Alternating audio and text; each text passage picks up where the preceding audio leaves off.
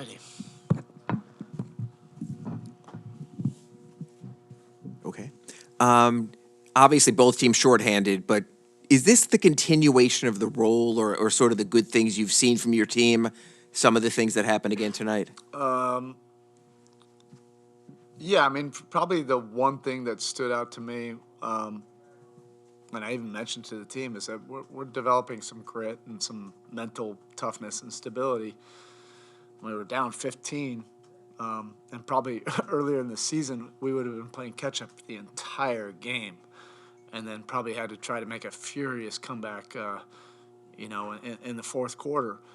We stayed stable and just worked the game. I think we were out of rhythm offensively in that first quarter, and then we started to press and then not really work the offense the way we needed to. We just kind of settled in, got some defensive stops, and then slowly started to work back into it instead of trying to get a 14 or 15 point play. So there's a little bit more patience in the game. And then, our defensive activity definitely picked up, and that carried through to the second half. And then we got some really good, play from a lot of different guys offensively. But Gabe was terrific. Bam, thank God he just kind of forced his way back. And that's what you love about Bam. He's not going to sit out. Long. He wants to be part of this, and particularly as we're shorthanded, he's going to do whatever he has to do to make himself available. And his presence was really important tonight. And Vic just continues to get more comfortable and give us that big time X factor off the bench. Obviously no Giannis, but they still had Lopez, they still had Portis, and you out-rebounded them by 22. How encouraging just was that alone? Yeah, there's more of an emphasis of blocking out and then going up and getting some in-traffic rebounds. I thought Max probably had 4 or 5 that were in a crowd. If you're facing a team that's going to shoot a bunch of threes, and we're in the two, our zone, at a lot of different times, there's going to be some tough bounces, but also you don't necessarily have a specific guy to block out. So sometimes you just need to find somebody and then go be a player and go get the ball in traffic. And we've had some possessions and some of these losses that we've had some costly bobbles that have led to threes. And even in the first half, we had a handful of those that led to threes. But the guys made a conscious effort to really go up and grab some tough ones. And Max was terrific. And it'll be even more of a challenge, when they get all of their guys back on Saturday, because it'll be a different kind of rotation, when they break you down, and Giannis will do what he does. He'll bring a second defender and spray it to a 3, and now you have a crowd of people in the paint. So we'll just have to continue to work on that. We've been a very good overall defensive rebounding team. When we haven't done it, it's been costly, but our team has been aware of that, and we're trying to correct that in the second half of the season. Coach, it's been twice in a row that you had to play an 8-man rotation. Is that something you practice for? No. No. Tell you what, the players love it. Really? Oh, yeah. I'm glad to hear that. Yeah. And my second question should be short. Yeah, but it's if you know that you're just kind of, if you come out, you're going right back in. Every player would love that. You get just enough rest. You get into the flow and the rhythm of the game. When you have all 15 available, that's when you deal with all the personality management and the emotions and all that stuff and the sacrifice. If you want to be a part of something special, doesn't mean it's easy. You have to manage through different kind of roles and sometimes fatigue throughout the course of the game. I thought some of the turnovers or ill-advised shots were a little bit more fatigue-oriented tonight.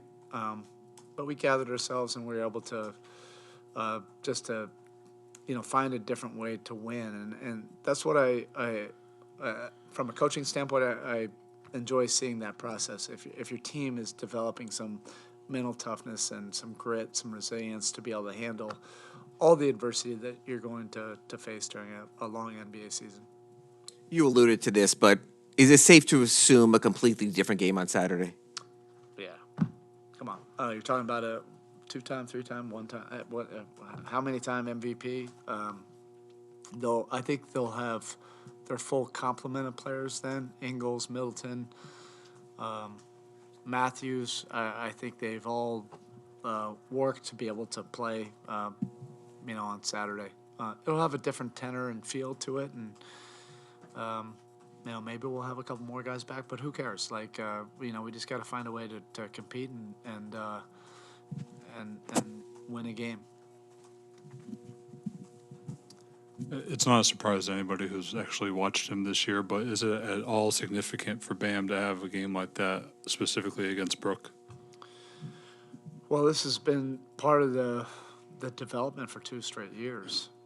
But I thought he really was intentional throughout the course of the game.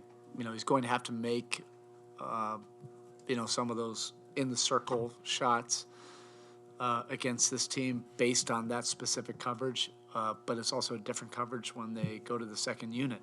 And I thought he was really assertive and aggressive getting to the rim. And it can't just be one or the other. And you also have to read that immediately in the possession, and this is what we're talking about, And he's really been working on that this year, not to predetermine, just to take what's available and find a way to continue to be aggressive, assertive, regardless of what the coverage is. And it might call for something different at the end of it. And I thought he just did a really good job of reading the situations tonight. Kind of regardless of who you've had in and out, you've maintained having Victor Oladipo in that 6-man role. Just how important has he been since he got back playing that role to boost the bench? It's really important. It's what we envisioned, at the start of training camp.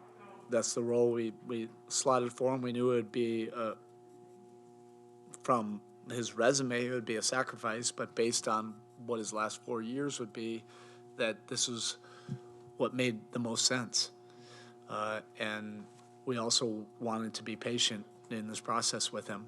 No matter how long it would take, we just saw, the potential, of that, and he's going to continue to get more comfortable, get his legs under him, understand what his role is, and I've said it before, we just really enjoyed being on this journey with him. Particularly when he's had to overcome so much, it's fun to see him have that joy for the game and with his teammates and having an impact on winning.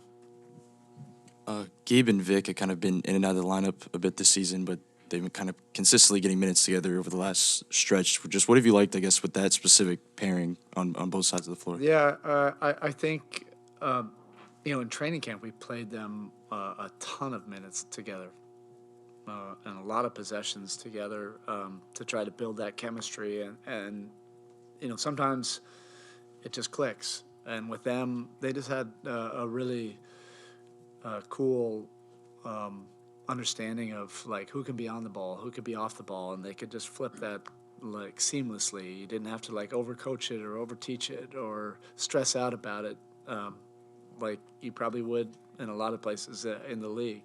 Everybody wants to be on the ball, and the two of them just have just a cool synergy about that, and we can work seamlessly based on the pressure of where we need to get the ball. They both feel comfortable and confident that they can make an impact either way. And as they both get healthier and get more confident in being aggressive, they're not getting in each other's way. It's quite the opposite. They're able to complement each other, and that's a beautiful thing to see. Eric, unrelated to tonight, the Spurs and Warriors are playing in front of like 68,000 people at Alamo Dome tomorrow. Wow.